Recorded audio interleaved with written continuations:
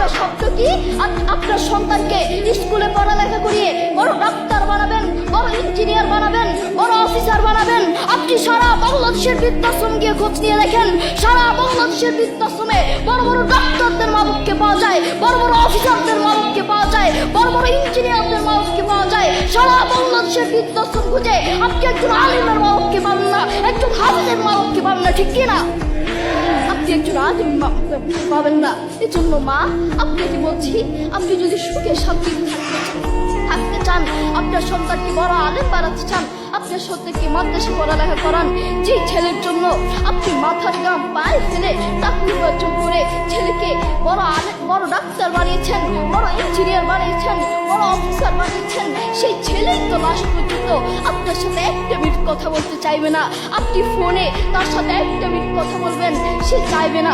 এই জন্য আপনি যদি সুখে শান্তিতে থাকতে চান, আপনার সন্তানকে দিনের দায়ী হিসেবে গড়ে তুলতে চান, আপনার সন্তানকে মাদ্রাসা পড়ালেখা করান।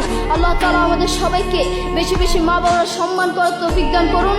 আল্লাহ তাআলা আমাদের সবাইকে বেশি বেশি মা বাবার খেদমত করার তৌফিক দান করুন।